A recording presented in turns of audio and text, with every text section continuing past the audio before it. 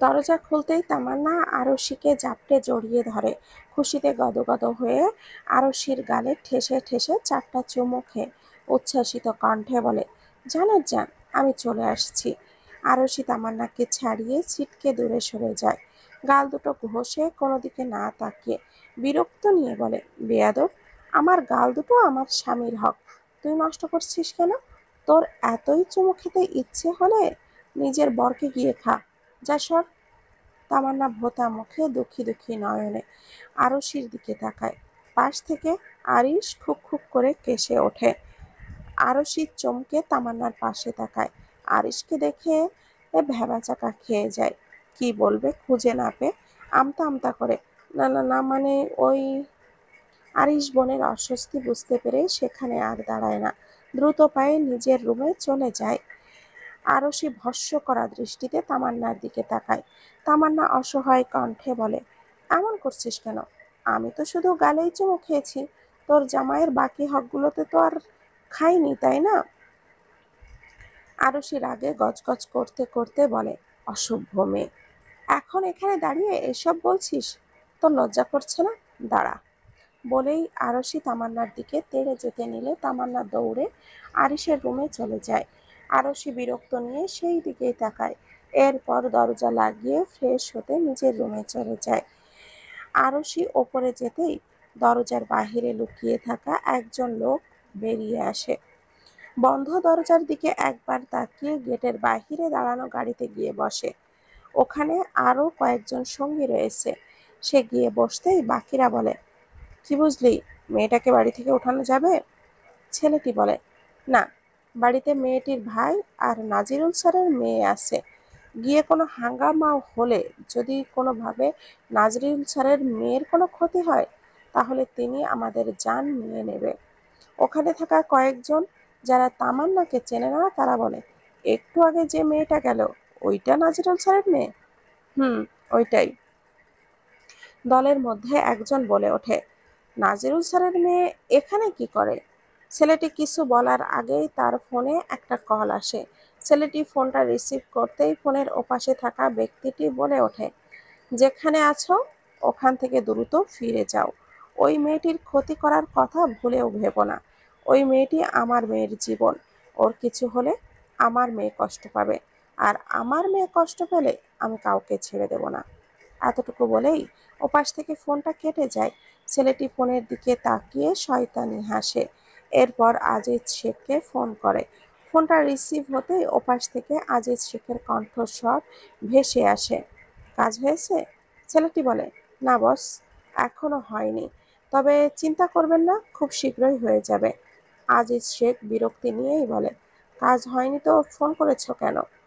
ছেলেটি মুখে পান পুরে বলে, একটা খবর দিতে বস। আজিজ শেখ বলে, কি খবর? ছেলেটি মুখের পান চিবোতে চিবোতে বলে, নাজিরুল স্যার ফোন করেছিল, বলছিল মেয়েটি কি নাকি তার মেয়ের জীবন, তাই কোনো ক্ষতি না করে আমাদেরকে ফিরে যেতে। আমরা কি তাহলে ফিরে যাব? আজিজ শেখের হুঙ্কার ভেসে আসে, ওই মেয়েটাকে নিয়ে না আসলে তোদেরকে জ্যান্ত পুঁতে ফেলবো। সন্ধ্যার মধ্যে ওই মেয়েকে এখানে আনা চাই, আর এই নাজিরুলকে তো আমি দেখে নিচ্ছি। বলেই তিনি ফোনটা কেটে দেয়। ছেলেটি দুইজনের মধ্যে ঝামেলা লাগিয়ে দিতে পেরে বিজয়ের হাসি হাসে, আর গাড়ি নিয়ে চৌধুরী বাড়ির কিছুটা দূরে দাঁড়িয়ে থাকে, অপেক্ষা করতে থাকে সঠিক সময়ে। অপরদিকে তামান্না দৌড়ে গিয়ে রুমের ভেতরে ঢুকে দরজাটা আটকে দেয়, বুকে হাত দিয়ে হাঁপাতে থাকে। রুমের আশেপাশে দৃষ্টি বুলিয়ে আরিশকে দেখতে না পেয়ে বেডের ওপরে গিয়ে পা ঝুলিয়ে বসে। ওয়াশরুমের দরজা আটকানো দেখে বুঝতে পারে আরিশ ওয়াশরুমে আছে। তামান্নাকে শান্তভাবে বসে থাকতে দেখে ঘর থেকে দেখে। কিছুক্ষণ পর ওয়াশরুমের দরজাটা খট করে খুলে কোমরের টাওয়াল জড়ানো অবস্থায় আরিশ বেরিয়ে আসে। আরিশকে এমন অর্ধ উলঙ্গ দেখে তামান্না দ্রুত চোখ ফিরিয়ে নেয়। তামান্নাকে এভাবে চোখ ফিরিয়ে নিতে দেখে আরিশ ভুরু কুঁচকায়। এগিয়ে এসে তামান্নার দুই সাইডে হাত রেখে ঝুঁকে দাঁড়ায়। এরপর বলে, আমাকে দেখতে ভালো লাগছে না? তামান্না নিশ্চুপ, কোনো কথা বলছে না। তামান্নাকে কথা বলতে না দেখে আরিশ পুনরায় বলে, কি হলো, উত্তর দিচ্ছ না কেন? আমাকে দেখতে ভালো লাগছে না? তামান্না লজ্জায় হাঁসফাঁস করছে, মুখ দিয়ে কথা বের হচ্ছে না। তারপরেও জোরপূর্বক বলে, লাগছে। আরিশ তামান্নার মুখে ফু দিয়ে বলে, তাহলে ওভাবে মুখ ফিরিয়ে নিলে কেন? তামান্নার ঢোক গিলে মিনমিনে সুরে বলে, লজ্জা লাগছে। আরিশ তামান্নার মুখে আবারও ফু দেয়। তামান্না হাঁসফাঁস করে আরিশকে ঠেলে সরিয়ে দিতে চায়। আরিশ বিরক্ত হয়ে বলে, এত পালাই পালাই করো কেন? আগে তো ঠিকই মৌমাছির মতো আগে পিছে ঘুরতে, তাহলে এখন এমন পালাই পালাই কেন করো? তামান্না কিছু বলতে পারে না। তাকে হঠাৎই কেমন যেন লজ্জারা এসে জেঁকে ধরেছে। বুকের ভেতর কেমন উথাল পাথাল করছে। আরিশকে এতটা কাছে পেয়ে কেমন অদ্ভুত অনুভূতি হচ্ছে, যেই অনুভূতির কারণ সে বুঝতে পারছে না। আরশি ঘোর লাগা দৃষ্টিতে তামান্নার তিরতির করে কাঁপতে থাকা ওষ্ঠের দিকে তাকিয়ে থাকে। হঠাৎ তামান্নার ঘাড়ে হাত দিয়ে কাছে টেনে এনে কাঁপতে থাকা ওষ্ঠ জোড়া নিজের ওষ্ঠের মাঝে নিয়ে নেয়। তামান্নার চোখ খিচে বন্ধ করে বেডশিট খামচে ধরে। পাক্কা 5 মিনিট পর আরিশ তামান্নাকে ছেড়ে দেয়। তার তাও নিজ ইচ্ছেতে না, তামান্নার অতিরিক্ত নড়াচড়ার কারণে বাধ্য হয়ে ছেড়ে দিতে হয়। তামান্না ছাড়া পেয়েই হাঁপাতে থাকে, জোরে জোরে শ্বাস টানে। তামান্নার এই রকম অবস্থা দেখে আরিশ ভুরু কুঁচকে বলে, এতটুকুতেই এরকম অবস্থা হলে পুরো আমিটাকে কি করে সামলাবে? তামান্না আরিশের পুরো কথাটা বুঝেই ফট করে বলে ফেলে, পারবো না। আরিশ তামান্নার কানের কাছে মুখ নিয়ে হাসি কিস্বরে বলে, পারবো না বললে তো হবে না। নিজে নেচে কুদে এর ভার নিজের কাঁধে তুলেছ, এখন সারা জীবন তো এটা আপনাকেই সামলাতে হবে। তামান্না এবার আরিশের কথার মিনিং বুঝতে পেরে লজ্জায় মিলিয়ে যায়। ফর্সা গাল দুটো লালাভ আভা ছড়িয়ে পড়ে। আরিশ সেটা দেখে পুনরায় মুখ এগিয়ে নিলে তামান্না হালকা ধাক্কা দিয়ে সরিয়ে দেয়। ঘোরের মধ্যে থাকায় আরিশ একটু সরে যায়। সেই সুযোগ নিয়েই তামান্না দৌড়ে রুম থেকে বেরিয়ে যায়। আরিশ খ্যাপা বাঘের ন্যায় সেই দিকেই তাকিয়ে থাকে। তামান্না সোজা আরশির রুমে চলে যায়। গিয়ে আরশিকে ওয়াশরুমে দেখে ব্যালকনিতে চলে যায়।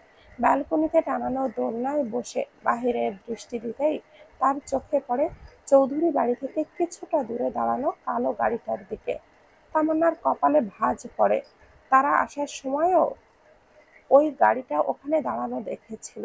তারা এখানে আসার অনেক আগেই পার হয়ে গিয়েছে, অথচ এই গাড়ি এখনো দাঁড়িয়ে আছে কেন? যাচ্ছে না কেন? কার গাড়ি এটা? তামান্নার ভাবনার মাঝেই আরশি ডেকে ওঠে। আরশির ডাক পেয়ে ভেতরে আসে, এসে প্রশ্ন করে, ওই গাড়ির কার তুই জানিস? তামান্না কোনো গাড়ির কথা বলছে বুঝতে না পেরে আরশি প্রশ্ন করে, কোন গাড়ি? ওই যে গেটের বাহিরে দাঁড় করানো গাড়ি। আরশি চুল মুছে বলে, হবে হয়তো পাশের বিল্ডিং এর কারোর। এখন চল, খেতে যাবে, দেরি হয়ে যাচ্ছে। তামান্না এই বিষয়ে আর পাত্তা দেয় না, আরুষির সাথে নিচে চলে যায়। ওরা নিচে যেতেই আরিশ নিচে নেমে আসে। তিনজন খেতে বসবে এমন সময় কলিং বেল বেজে ওঠে। আরিশ যেতে চাইলে আরুষি থামিয়ে দিয়ে নিজেই যায় দরজা খুলতে। দরজা খুলতেই জিএম এর ভয়ার্ত চেহারা ভেসে ওঠে। মেয়েকে সুস্থ অবস্থায় দেখে জ্বলন্ত বুকে এক পশলা বৃষ্টি নামে। উনি মেয়েকে বুকে জড়িয়ে ধরে চিন্তিত ভয়ার্ত কণ্ঠে অতি কোমল করে বলে, তুমি ঠিক আছো তো মা? তোমার কিছু হয়নি তো? আমার আবার কি হবে আঙ্কেল, আমি তো একদমই ঠিক আছি। কিন্তু আপনাকে এমন লাগছে কেন? আপনি কি কোনো বিষয় নিয়ে ভয় পেয়েছেন? জিএম শুকনো ঢোক গিলে বলে, হ্যাঁ মা, পেয়েছি। ভীষণ ভয় পেয়েছি। আমার মাটাকে হারিয়ে ফেলার ভয় পেয়েছি। বলেই আরুষির মাথায় স্নেহের পরশ এঁকে দেয়। আরিশ উঠে এসে বোনকে ছাড়িয়ে নেয়। আরশি কিছু বলার পূর্বেই আরিশ বলে ওঠে, দ্রুত খেয়ে রেডি হয়ে নে চুড়ুই, আমাদেরকে বের হতে হবে, দেরি হয়ে যাচ্ছে। বেরোনোর কথা শুনে জিএম আতঙ্কিত কণ্ঠে বলে, কোথায় যাবে তোমরা? আরশি ভাইকে বলার সুযোগ না দিয়েই বলে, আজকে আমার গানের রেকর্ডিং আছে আঙ্কেল, সেখানেই যাব। জিএম নিষেধ করে বলে, আজকে যাওয়ার দরকার নেই মা, বিহান ফিরে আসুক, কালকে যেও। বিহানের কথা শুনে আরশির মন খারাপ হয়ে যায়। জড়িয়ে আসা গলায় বলে, উনি তো আসবো আসবো বলে আর আসলো না, উনি কখন আসবে আঙ্কেল? জিএম জোরপূর্বক ঠোঁটে হাসি টেনে আরশির মাথায় হাত বুলিয়ে বলে, ফিরবে মা, খুব দ্রুতই ফিরে আসবে, তুমি চিন্তা করো না। আমার বিহানের সাথে কথা হয়েছে, বলল কি যেন একটা কাজে আটকা পড়েছে, শেষ হলেই চলে আসবে। জিএম মিথ্যা বলে মেয়েটাকে সান্ত্বনা দিল। সত্যি বলতে সেও জানে না বিহান কোথায় আছে। তখন শুধু আরশির কথা বলেই কেটে দিল, নিজের কথা তো কিছুই বলল না। আরিশ, তামান্না, জিএম, আরশি সবাই একসঙ্গে খেতে বসেছে। জিএম এর খেতে ইচ্ছে করছিল না, আরশি জোর করে খেতে বসিয়েছে। আরিশ কোনো প্রতিক্রিয়া করেনি, সে নির্লিপ্তভাবে খেয়ে চলেছে। খাওয়া দাওয়া শেষে আরশি, তামান্না, আরিশ তিনজনে গন্তব্যের উদ্দেশ্যে রওনা দেয়। জিএম বারণ করলেও শোনে না, কারণ আরিশ আগে থেকেই কথা দিয়ে রেখেছে, শেষ পর্যায়ে এসে সেই কথা উঠিয়ে নিতে পারবে না। জিএম ওদের যাওয়ার কথা বিহানকে জানিয়ে দেয়। বিহান জিএমকে ওদের পিছু নিতে বলে ফোনটা কেটে দেয়। নিজের সম্পর্কে তেমন কিছুই বলে না, শুধু বলে ইমার্জেন্সি একটা কাজে হঠাৎ করে ঢাকার বাইরে যেতে হচ্ছে, খুব তাড়ার মধ্যে আছে, এখন সবটা বলতে পারবে না, ফ্রি হয়ে জানাবে, এটুকু বলেই ফোনটা কেটে দেয়। আর জিএম আরিশদের পিছু নেয়। সন্ধ্যা ৬টা। আরশির গানের রেকর্ডিং শেষে তারা বাড়ির উদ্দেশ্যে রওনা দিয়েছে। প্রায় আধা ঘন্টার মতো হবে। পথিমধ্যে তামান্না বায়না করে ধরেছে কাচ্চি খাবে, কাচ্চি না খেয়ে সে বাড়িতে যাবে না, মানে যাবেই না। আরিশ আহ্লাদী বইয়ের বায়না মেনে নিয়ে একটি রেস্টুরেন্টের সামনে গাড়ি দাঁড় করায়। গাড়ি থামতেই তামান্না এক লাফে গাড়ি থেকে নেমে পড়ে, হাসি হাসি মুখে আরশির উদ্দেশ্যে বলে, জানে চান, তাড়াতাড়ি চল, আমার কিন্তু দেরি একদমই সহ্য হচ্ছে না, কাচ্চির ঘ্রাণ আমাকে একেবারে আফিমের মতো টানছে। আরিশ এক বুড়ো উঁচিয়ে তামান্নার দিকে তাকিয়ে বলে, আরে বাহ, তুমি আফিমও খেয়েছো? তামান্না চোখ ছোট ছোট করে বলে, আমি আফিম খেতে যাব কেন? আরিশ গাঢ় দৃষ্টিতে তামান্নার দিকে তাকিয়ে সামান্য ঠোঁট বাঁকিয়ে বলে, না খেলে এসবের স্বাদ জানলে কিভাবে? তামান্না মেকি রাগ দেখিয়ে বলে, আরে আপনি কি কথার কথাও বলতে দিবেন না? বলেছি মানে কি আমি খেয়েছি? আজব তো। আরিশ তামান্নার রাগান্বিত মুখ দেখে মৃদু হাসে, তাকে আর না ঘাটিয়ে আরশির উদ্দেশ্যে বলে, কি হলো চুড়ি, এখনো বসে আছিস কেন, ভেতরে যাবি না, আয়। আরশি মলিন মুখে জোরপূর্বক হাসি টেনে বলে, তোমরা যাও ভাইয়া, আমি যাব না, ক্লান্ত লাগছে, একটু গাড়িতে রেস্ট নিই।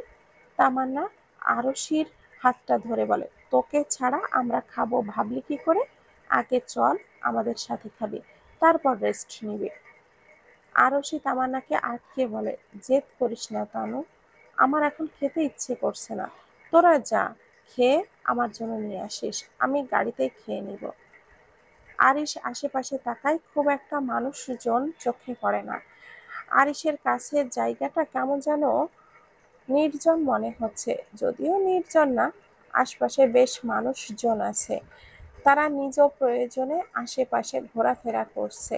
তারপরেও আরিশের মন সায় দিচ্ছে না বোনকে একা রেখে যেতে, তাই তো সে তামান্নার উদ্দেশ্যে বলে, চড়ুই যখন যাবে না, ওকে একা রেখে তোমারও যাওয়ার দরকার নেই, তোমরা দুজনেই গাড়িতে বসো, আমি খাবার প্যাক করে নিয়ে আসছি। তামান্না ঠিক আছে বলে গাড়িতে গিয়ে বসে। আরিশ চলে যায় রেস্টুরেন্টের ভেতরে খাবার নিতে। তামান্না আরশির দিকে ফিরে বলে, তোর কি হয়েছে জানিস জান, চাঁদের মতো মুখটাকে আমাবস্যার চাঁদ বানিয়ে রেখেছিস কেন?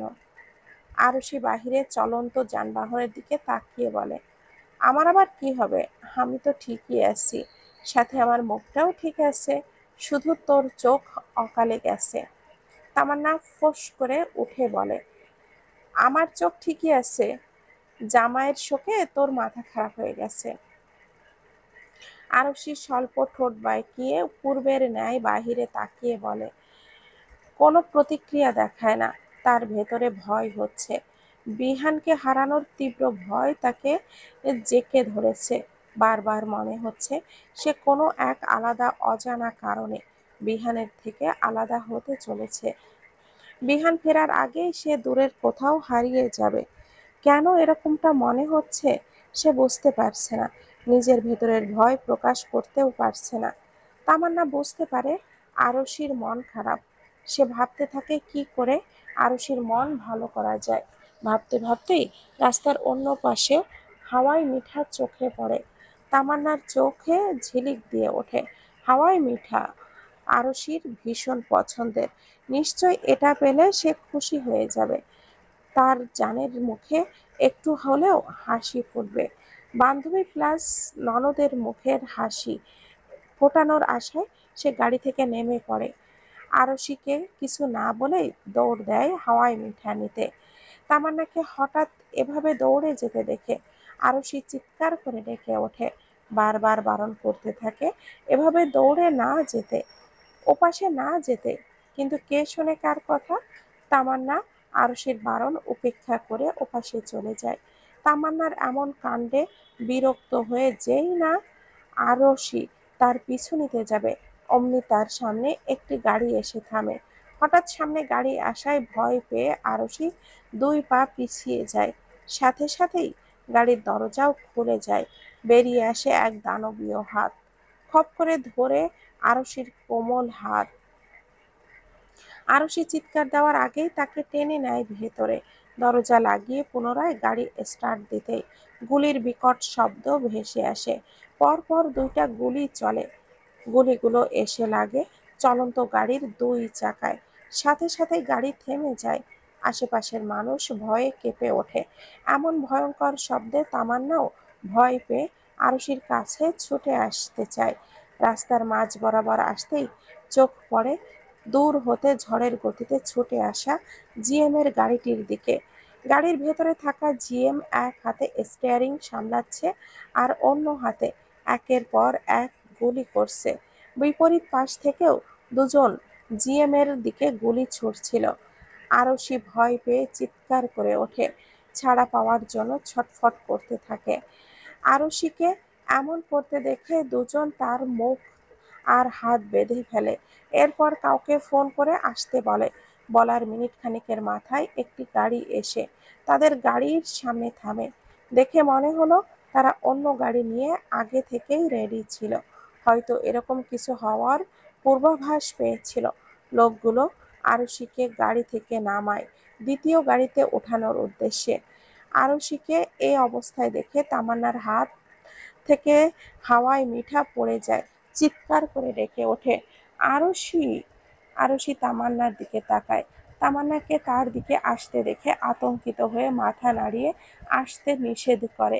তামান্না বারণ না শুনে দৌড়ে আসতে নিলে আবারও গুলি চলে।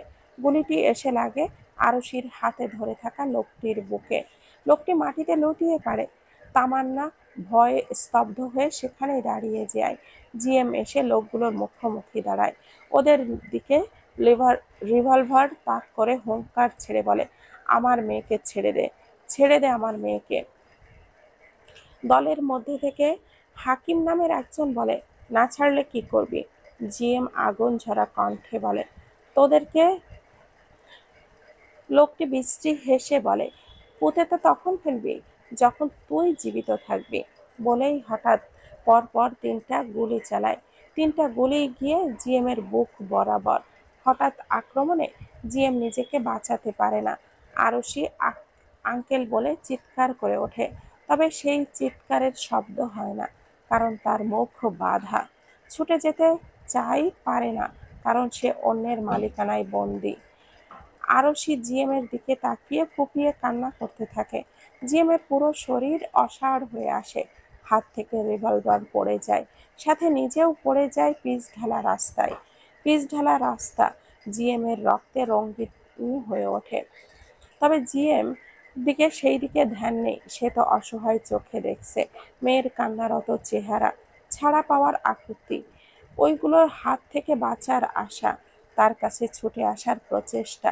জিএম এই মুহূর্তে নিজেকে পৃথিবীর সর্বোত্তম অসহায় মনে হলো। মেয়েকে রক্ষা করতে না পারায় ভেতর থেকে কেউ তাকে ধিক্কার জানালো তার বাবা হওয়ার কোনো অধিকার নেই। সে বাবা নামের কলঙ্ক। জিএমের চোখের কোণ ঘেঁষে নোনা জল গড়িয়ে পড়ে। অস্পষ্ট স্বরে আওড়ায়, আমার মেয়েকে ছেড়ে দে, দয়া করে আমার মেয়ের কোনো ক্ষতি করিস না। জিএমের চোখের সামনে সব ঝাপসা হয়ে আসে। তামান্না ছুটে আসে জিএমের কাছে। আরশিকে নিয়ে যাওয়া হচ্ছে দ্বিতীয় গাড়ির সামনে। আশেপাশের মানুষ শুধু চুপচাপ দেখছে, কেউ সাহায্যের জন্য এগিয়ে আসছেন না।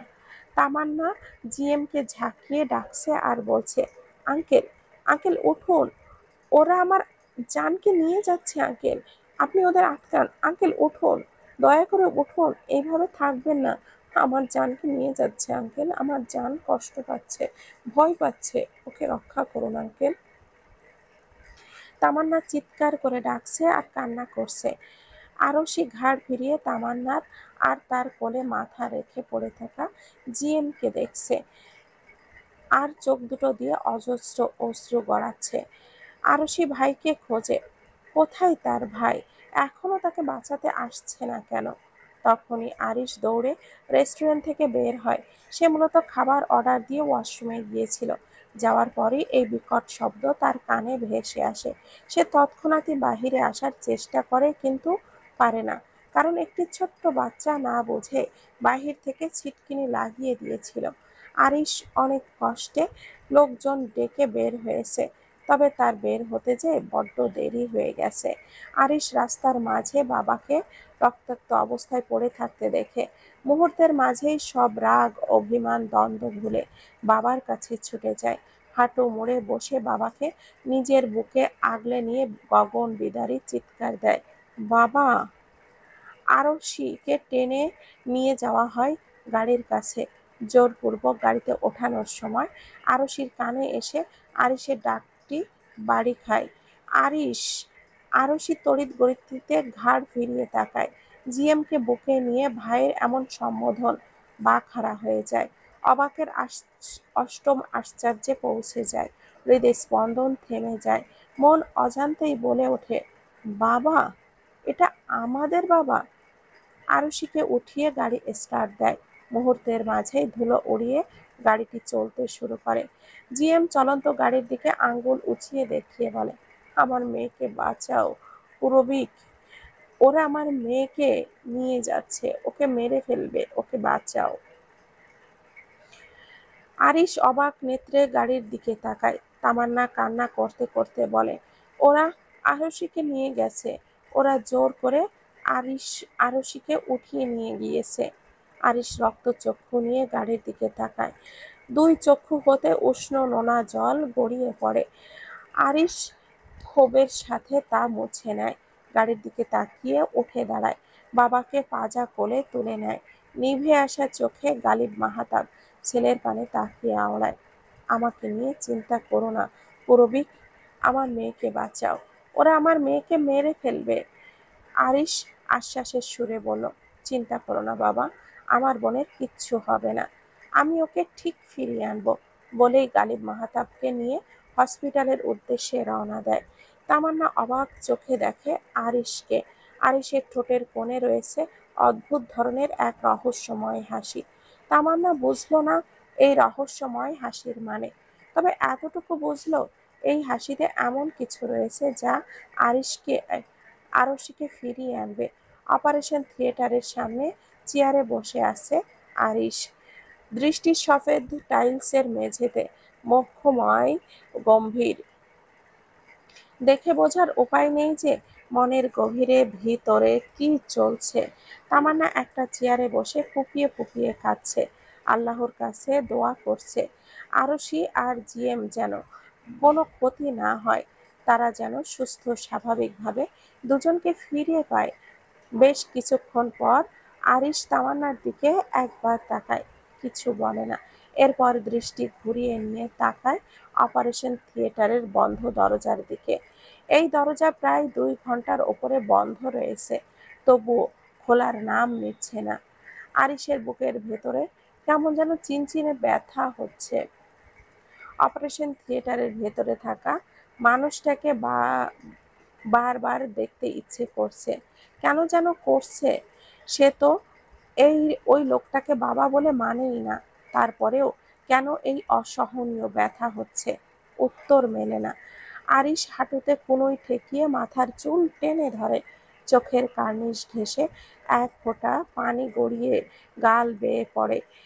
কানে বাজতে থাকে হসপিটালে নিয়ে আসার সময় বাবা নামক মানুষটার থেমে থেমে বলা, আমার বাবা, আমার পূরবিক। আমি তোমাদের কষ্ট দিতে চাইনি বাবা, আমাকে ভুল বোঝো না। আমি তখন পরিস্থিতির শিকার ছিলাম, পরিস্থিতির চাপে পড়ে আমাকে ওই রকমটা করতে হয়েছে। তোমার বাবা অতটাও খারাপ না যে নিজের মেয়েকে মেরে ফেলতে চাইবে। আমি সেই দিন যা করেছিলাম তোমাদের ভালোর জন্য করেছিলাম। কোনো একদিন হয়তো তোমরা সব কিছু জানতে পারবে, আমার প্রতি তোমাদের দৃষ্টিভঙ্গি বদলাবে, কিন্তু সেই দিন হয়তো আমি থাকবো না। যদি পারো তোমার অপরাধী বাবাকে ক্ষমা করে দিও। তোমার মাকে বলো যদি পারে সেও যেন আমাকে ক্ষমা করে দেয়। আর আমার পূর্ণকে পুরো কথাটা শেষ করতে পারে না, শেষ করার আগেই অজ্ঞান হয়ে যায়। আরিশ বাবা বাবা বলে ডাকতে থাকে, কিন্তু তার বাবা আর চোখ খোলে না।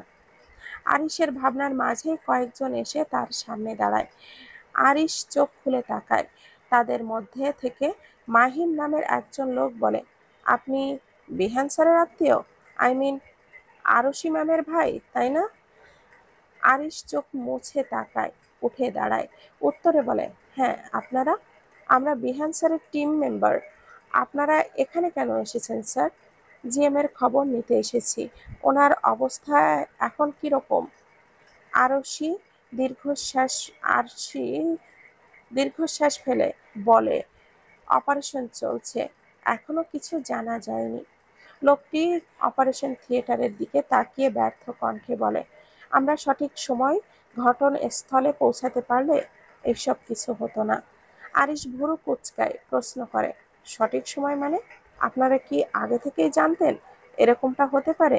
জি, রিহান স্যার বলেছিল ম্যামের উপরে হামলা হতে পারে, আমরা যেন ম্যামকে সুরক্ষা দেই। স্যারের কথা মতো আমরা ম্যামের সাথেই ছিলাম, কিন্তু হঠাৎ মাঝ রাস্তায় গাড়ি নষ্ট হয়ে যাওয়ায় আমরা পিছিয়ে পড়ি আর ম্যামকে সুরক্ষা দিতে ব্যর্থ হই। আরিশ শুকনো ঢোক গিলে কিছু না বলে পুনরায় নিজের জায়গায় বসে পড়ে। মাহিম নামের লোকটি গিয়ে তার পাশে বসে, কাঁধে হাত রেখে বলে, চিন্তা করবেন না, আমরা যত তাড়াতাড়ি সম্ভব ম্যামকে খুঁজে বের করার চেষ্টা করব। আমাদের টিম অলরেডি সব জায়গায় ছড়িয়ে পড়েছে, ম্যামকে নিয়ে ওরা বেশি দূর যেতে পারবে না। আরিশ এবারেও চুপ, কোনো কথা বলে না, কেমন মূর্তির মতো বসে থাকে। অপারেশন থিয়েটার থেকে ডক্টর বেরিয়ে আসে। আরিশ ছুটে যায় ওনার কাছে, জিজ্ঞেস করে, ডক্টর, আমার বাবা ঠিক আছে তো? ওনার কিছু হয়নি তো? ডক্টর বলে, আমরা 24 ঘন্টার আগে কিছুই বলতে পারছি না।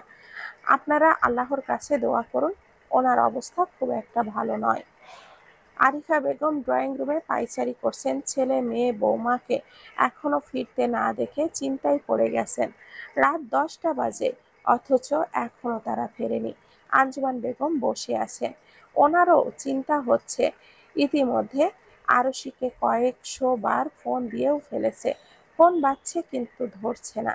এদিকে ছেলেকেও ফোনে পাচ্ছে না, ছেলেটা এই 2 দিন হলো বাসায় নেই, কোথায় আছে, কেন আছে। দুই মায়ের চিন্তার মাঝে ইশরাক চৌধুরী আরশির কুঞ্জে প্রবেশ করলেন। ড্রয়িং রুমে এসে আরিফা বেগমের উদ্দেশ্যে বললেন, আরিফা, এত চিন্তা করো না। আরিশ একটু আগেই আমাকে ফোন করেছিল, বলল আসার সময় তার কোনো একটা বন্ধুর সাথে নাকি দেখা হয়েছে। ওই বন্ধু জোর করে ওদের সঙ্গে করে নিয়ে গিয়েছে, আজকে রাতে সেখানেই থাকবে, কালকে ফিরে আসবে। আরিফা বেগম স্বস্তির শ্বাস ফেললেন। নিজে নিজেই নিজের মনকে কতক্ষণ বকলেন। ছেলে মেয়েকে এতক্ষণ ফিরতে না দেখে মনে মনে কত কি ভেবে ফেলেছিলেন। আঞ্জুমান বেগম স্বামীর কাছে এগিয়ে এসে জিজ্ঞেস করেন, আমার বিহানের কোনো খোঁজ পেলে? ও কোথায় আছে কিছু জানতে পারলে? ইরশাদ চৌধুরী বলেন, হ্যাঁ, খোঁজ পেয়েছি। জিএম বিকালে ফোন করেছিল, বিহান একটা কাজের জন্য ঢাকার বাহিরে গিয়েছে, কালকের মধ্যে ফিরে আসবে। আঞ্জুমান বেগম কিছু বলার আগেই আরিফা বেগম হঠাৎ প্রশ্ন করে, এই জিএমটাকে? আসার পর থেকে আরশির মুখে শুধু ওনার নামই শুনছি। আঞ্জুমান বেগম বলেন, বিহানের টিমেরই একজন বলতে পারিস। বিহান যে মিশনে এখানে এসেছে সেটাতে উনি অনেক হেল্প করছেন। আরিফা বেগম আনমনা হয়ে ছোট করে বলে, ও, বলে নিজের রুমে চলে যান। তার মনের ভেতর কেন জানি অস্থির অস্থির লাগছে। বারবার মনে হচ্ছে তিনি কাউকে হারাতে চলেছে, কোনো প্রিয়জন বড় বিপদের মধ্যে আছেন। কিন্তু কে? ছেলে মেয়ে দুটো তো ভালো আছে শুনলো, তাহলে কে বিপদে মধ্যে আছে? হঠাৎ স্বামীর কথা মাথায় আসে। আরিফা বেগমের চলন্ত পা থেমে যায়। উনি কিছুক্ষণ থম মেরে দাঁড়িয়ে থাকে, পর মুহূর্তেই মাথা থেকে সব ঝেড়ে ফেলে। নিজের রুমে চলে যান। একটি পরিত্যক্ত কারখানা। এটি বাহির থেকে পরিত্যক্ত হলেও ভেতরে চলে নানান ধরনের অনৈতিক কাজ। আজিজ শেখের কয়েকটি আস্তানার মধ্যে এটিও একটি। ওনার এক এক আস্তানায় এক এক ধরনের কাজ হয়। যেমন এইটা থেকে করা হয় বিভিন্ন অস্ত্র পাচার ও বাচ্চা পাচার। সেই দিন বিহানরা আখিল সাহেবের ডেরায় যাওয়ায় আখিল সাহেব বাচ্চাগুলোকে এখানে পাঠিয়ে দিয়েছে, যাতে করে বিহানদের খোঁজে সেনা সদস্যের লোকেরা ওখানে পৌঁছালেও বাচ্চা না পায়। আখিল সাহেব বুদ্ধি করে বাচ্চাগুলোকে সেখানে সরালেও শেষ রক্ষা হয়নি। ঠিকই বাকি আর্মি সদস্যের চোখে পড়ে যায়। বিহান ওখানে যাওয়ার আগে প্ল্যান করেই গিয়েছিল। সে আগেই ধারণা করেছিল ওই ডেরায় গেলে তাদের সঙ্গে কিছু একটা হতে পারে। এই ধারণা থেকে টিমের গোপন 5 জন সদস্যকে বাহিরে পাহারায় রেখে গিয়েছিল, যাতে করে তাদের কিছু হলেও বাচ্চাগুলোকে কোথায় রাখা হচ্ছে জানতে পারে। বিহানদের আটকে রেখে যখন বাচ্চাগুলোকে ওখান থেকে সরানো হচ্ছিল, তখন প্ল্যান অনুযায়ী ওই 5 জন লোক সেটা ফলে ফলো করতে করতে এসে পৌঁছে যায় শহর থেকে বেশ অনেকটা দূরে এই পরিত্যক্ত কারখানায়। আখিল সাহেবের ডেরা থেকে বেরিয়ে বিহান তখন আরশির কাছে যাচ্ছিল। তখন ওপর মহল থেকে ফোন আসে। তাকে জানায়, গোপন সূত্রে জানানো হয়েছে যে কালকে 25 জন বাচ্চা সহ আরও 25 জন বাচ্চাকে এই কারখানায় আটকে রাখা হয়েছে এবং তাদের আজকের সন্ধ্যার মধ্যেই পাচার করার পরিকল্পনা করা হয়েছে। সাথে 5 ধরনের অস্ত্র পাচারও হবে। সে যেন তার টিম নিয়ে সন্ধ্যার মধ্যে ওই কারখানায় পৌঁছায়।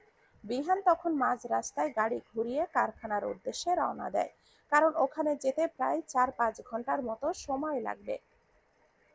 বিহানের তখন খুব করে মন চাচ্ছিল বউয়ের পবিত্র মুখখানি দেখতে, বউকে বুকের ভেতরে জাপটে জড়িয়ে রাখতে, কিন্তু দায়িত্বের বিশাল ভারে চাওয়াটুকু চাপা পড়ে যায়। বিহান যখন কারখানায় এসে পৌঁছেছে, তখন তার কাছে একটি নতুন খবর আসে, আজিজ শেখের দেশে ফেরার খবর। এই একটি খবরই বিহানের বুক তোলপাড় করে দেওয়ার জন্য যথেষ্ট ছিল, কারণ খুব ভালো করেই জানা ছিল যে আজিজ শেখের দেশে ফেরার কারণ, ওনার দেশে ফেরার একটাই কারণ, ছেলের মৃত্যুর প্রতিশোধ। বিহানের বুকে চিনচিনে ব্যথা শুরু হয়। তার শুভ্রতার ক্ষতি কথা ভাবতেই কলিজাটা কেঁপে ওঠে। হারিয়ে ফেলার ভয় জেঁকে ধরে। দুজন দুজনকে হারানোর ভয়ে দুই স্থানে কষ্ট পাচ্ছে, অথচ কেউ কারোর কষ্টের কথা জানতেও পারে না। বিহান নিজেকে সামলিয়ে নিয়ে সাথে সাথেই জিএমকে ফোন করে ছায়ার মতো আরশির সাথে থাকতে বলে। সাথে সাথে তার টিমকেও কয়েকজন পাঠায় গোপনে সুরক্ষা দিতে। রাত এখন 11টা। সন্ধ্যার পর পাচার করার কথা থাকলেও পাচার করা হয়নি। হয়তো কিছু কারণে তার সিদ্ধান্ত পাল্টিয়েছিল, আর রাত 11টার সময় বেছে নেওয়া হয়েছিল। বিহানরা এতক্ষণে গোপনে নজর রাখছিল, সবার গতিবিধি পর্যবেক্ষণ করছিল। তারা এতক্ষণ ঘেরাও করতে পারেনি, কারণ তাদের পর্যাপ্ত সৈনিক ছিল না। কিছুক্ষণ আগে আরও 12 জন সৈনিক এসে পৌঁছেছে। আগের 5 জন তো ছদ্মবেশে ভেতরে ঢুকে গিয়েছে, তাই এই 12 জনের আসার প্রয়োজন ছিল, কারণ বিপরীত দলের লোক সংখ্যা অনেক। অল্প কয়েকজন মিলে তাদের ঘেরাও করা সম্ভব ছিল না। সুযোগ বুঝে বাকি 5 জনও বেরিয়ে আসে। ভেতরের সমস্ত খবরাখবর বিহানকে দেয়। সবটা শুনে বিহান নিজের প্ল্যান সবাইকে বুঝিয়ে দেয়। এরপর চতুর্দিক থেকে কারখানাটিকে ঘিরে ফেলা হয় আর বিহান, আদিল, নিহাল, আকাশ সাথে আরো 4 জন মিলে ভেতরে ঢোকে। 1 ঘন্টার মধ্যে তারা বাচ্চাগুলোকে উদ্ধার করে। এই 1 ঘন্টার মধ্যে দুই পক্ষ থেকে অনেক হাতাহাতি হয়েছে, গুলি ছোড়া হয়েছে। একটি গুলি মিতালির পেটে গিয়েও লেগেছে। তাকে কাছের একটি হসপিটালে ভর্তি করানো হয়েছে। সমস্ত সন্ত্রাসীদের একত্র করা হয়েছে, কঠোরভাবে জিজ্ঞাসাবাদ করা হচ্ছে। তারা বাচ্চাগুলোকে পেলেও অস্ত্র পায়নি। এখনো পুরোপুরি কারখানাটাকে তল্লাশি চলছে, কিন্তু অস্ত্র মিলছে না। সন্ত্রাসীদের ওপরে নির্মম নির্যাতন চলছে, তবুও কেউ মুখ খুলছে না। বিহান রাগের বশবর্তী হয়ে একজনের পায়ে গুলি করে, আরেকজনের মাথায় রিভলভার ঠেকিয়ে জিজ্ঞাসাবাদ করে। সেও যখন স্বীকার করে না, তখন বিহান রাগে ট্রিগার প্রেস করতে যাবে, এমন সময় নিহাল দৌড়ে আসে। বিহানকে আটকিয়ে ফোনের একটি ভিডিও অন করে বিহানের সামনে ধরে। মুহূর্তের মাঝেই বিহানের তেজ স্বরূপ হারিয়ে যায়, শরীর নিস্তেজ হয়ে পড়ে, হাত থেকে রিভলভার পড়ে যায়, দম বন্ধ হয়ে আসে, চিৎকার দিয়ে ওঠে। সবাইকে অনেক অনেক ধন্যবাদ এতক্ষণ ধরে সাথে থাকার জন্য। গল্পটি যদি ভালো লেগে থাকে তাহলে প্লিজ একটা লাইক করবেন, আর গল্পটি কেমন ছিল কমেন্ট করে জানাতে ভুলবেন না। গল্পটির পরবর্তী অংশ পেতে হলে আমাদের সাথেই থাকুন। গল্পটির নাম হচ্ছে ভালোবাসার এক স্বচ্ছ প্রদীপ। লেখনীতে মারুফা আক্তার মিম। ভালো থাকবেন, সুস্থ থাকবেন। আল্লাহ হাফেজ। আসসালামু আলাইকুম ওয়া রাহমাতুল্লাহি ওয়া বারাকাতুহু।